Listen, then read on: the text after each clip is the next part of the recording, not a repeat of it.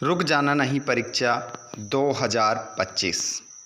प्रिय विद्यार्थियों, आप सभी के बहुत ज़्यादा कमेंट आ रहे थे कि 6 जून को हमारा सामाजिक विज्ञान का पेपर रहेगा। तो आप लोगों के लिए यहाँ पर पेपर का पूरा सॉल्यूशन लेकर आ चुके हैं। 75 नंबर का आपका पेपर रहेगा। कक्षा 10वीं की हम बात कर रहे हैं। जितने भी ऐसे विद्यार्थी है 6 जून को पेपर देने वाले हैं, सभी लाइव क्लास में जुड़ जाइए और इस क्लास को आप शेयर कर दीजिए। साथ में मैं आप लोगों को बता देता हूँ कि अगर आप सामाजिक विज्ञान के अलावा और दूसरा पेपर भी देना चाहते हैं और कौन से विषय का आपने फॉर्म भरा है, कमेंट बॉक्स में बताइएगा ताकि उस विषय के ऊपर वीडियो बनाया जा सके। साथ में अगर वो वीडियो आप प्राप्त करना चाहते हैं तो चैनल को सब्सक्राइब ज़रूर करें और घंटे की बटन कॉल पर कर लीजिएगा, जिससे आने वाले वीडियो का नोटिफिकेशन आपको मिल जाएगा। चलिए तो स्टार्ट करते हैं हम आज का सामाजिक विज्ञान का पहले प्रश्न से। बच्चों यहाँ पर आप देख सकते हैं, सबसे पहले आपको सही विकल्प मिलेगा। सही विकल्प चुनकर लिखना है, निम्न में से कौन सा राज्य हजीरा विजयपुर जगदीशपुर पाइपलाइन से नहीं जुड़ा है। तो यहाँ पर देखिए बच्चों, हजीरा विजयपुर जगदीशपुर पाइपलाइन से मध्य प्रदेश जुड़ा है, गुजरात जुड़ा है, उत्तर प्रदेश भी जुड़ा है, लेकिन आपका जो महाराष्ट्र है ये नहीं जुड़ा है। तो यही आपका आंसर होगा। आगे चलते हैं हम अगले क्वेश्चन की ओर। क्वेश्चन नंबर दूसरा है आपका, नेपोलियन का इटली पर हमला हुआ। तो नेपोलियन का जो इटली पर हमला हुआ था बच्चों, वो हुआ था 1797 में हुआ था। याद रखिएगा, भूल मत जाना। अगला क्वेश्चन है, गांधी इरविन समझौता हुआ था। तो गांधी इरविन का जो समझौता हुआ था वो 5 मार्च 1931 को हुआ था। अगले क्वेश्चन को आप देखेंगे, निम्नलिखित में से कौन सा वक्तव्य बहुउद्देशीय नदी परियोजना के पक्ष में दिया गया तर्क नहीं है। तो इसमें आपका जो आंसर होगा वो हो जाएगा सा, बहुउद्देशीय परियोजना से वृहत स्तर पर विस्थापन होता है और आजीविका खत्म होती है। आगे चलते हैं बच्चों अगले क्वेश्चन की ओर। जिन जिन बच्चों ने इस क्लास को देखना शुरू कर दिया है, आप सभी इस क्लास को अपने दोस्तों तक ज़रूर शेयर करें। इनमें से कौन सी फलीदार फसल है। तो इनमें से कौन सी फलीदार फसल है, तो आंसर हो जाएगा आपका दालें। दालें जो होती है वो क्या होती है, फलीदार फसल होती है। अगला प्रश्न आप देखेंगे, निम्न में से कौन सा उद्योग दूरभाष कंप्यूटर आदि निर्मित करते हैं। तो यहाँ पर आपका आंसर हो जाएगा सूचना प्रौद्योगिकी। उसके बाद में प्रश्न नंबर 2 आता है, यहाँ पर रिक्त स्थान की पूर्ति करना है। तो रिक्त स्थान की पूर्ति करेंगे तो बड़ी कंपनियों को कहते हैं। तो बड़ी कंपनियों को बहुराष्ट्रीय कंपनी कहते हैं। दूसरा क्वेश्चन है, वृक्षों की पूजा सदियों पुराना जनजातीय विश्वास है। खाली स्थान में आ जाएगा वृक्षों की। आगे देखते हैं हम, अफ्रीका में 1890 के दशक में नामक बीमारी बहुत तेज़ी से फैल गई थी। तो बीमारी का नाम था रिंडर पेस्ट। रिंडर पेस्ट बीमारी का नाम था। क्वेश्चन नंबर 14 देखेंगे, औसत आय को IB कहा जाता है। तो औसत आय को प्रति व्यक्ति IB कहा जाता है।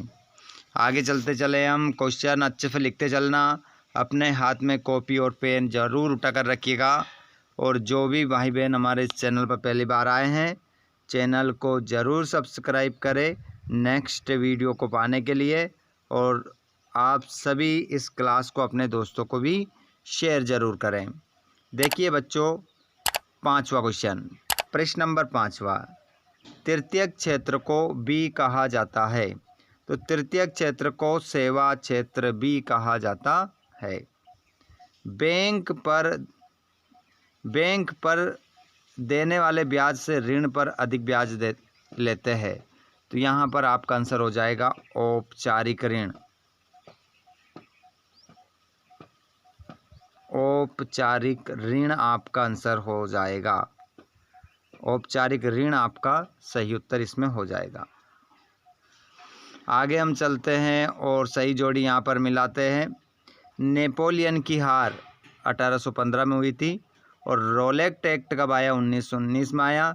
जेम्स वाट भाप का इंजन और संघ सूची प्रतिरक्षा, मोटर गाड़ी उद्योग गुरुग्राम और कृत्रिम पत्तन Chennai. Same to same English medium में जोड़ी आप ऐसी कैसी मिला लेंगे ऊपर देखकर। यहाँ पर ट्रू फॉल्स देखेंगे। मनरेगा कानून 2005 से लागू किया गया, तो इसका आंसर आपका सत्य हो जाएगा। कोलकाता एक समुद्री पत्तन है, तो इसका आंसर आपका सत्य हो जाएगा। तीसरा, जनवरी 1923 में असहयोग और खिलाफत आंदोलन शुरू हुआ, तो ये भी आंसर आपका सत्य होगा।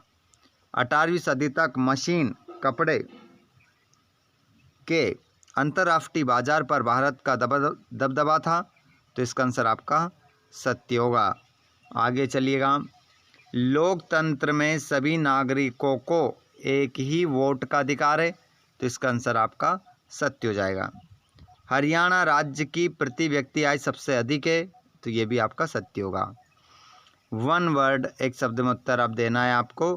किन्हीं दो देशों के नाम बताइए जहां मजबूत लोकतंत्र है, तो हम बात कर सकते हैं भारत, अमेरिका। आगे बात करें, पूरे देश के लिए बनने वाली एक सामान्य सरकार को कहते हैं संघीय सरकार। संघीय सरकार उसे कहा जाता है, ध्यान रखिएगा, संघीय सरकार। अगला क्वेश्चन है, नागरिकों की गरिमा तथा स्वतंत्रता को बनाए रखने के लिए कौन सी शासन प्रणाली उत्तम है? तो लोकतांत्रिक शासन प्रणाली उत्तम है। आगे देखते हैं, वे शासन व्यवस्था जिसमें एक ही समय में दो या दो से अधिक सहयोगी राजनीतिक दलों द्वारा गठित सरकार क्या कहलाती है? तो गठबंधन कहलाती है बच्चों। आप क्या लगाएंगे? गठबंधन आपका इसमें उत्तर होगा। आगे चलते हैं हम अगले क्वेश्चन की ओर। 5वां क्वेश्चन रहेगा, उस प्रक्रिया को क्या कहते हैं जिसमें लोग ग्रामीण क्षेत्रों से शहरों की ओर पलायन करते हैं? तो उसे हम कहते हैं शहरीकरण। क्या कहते हैं बच्चों? लिखो, शहरीकरण उसे कहा जाता है।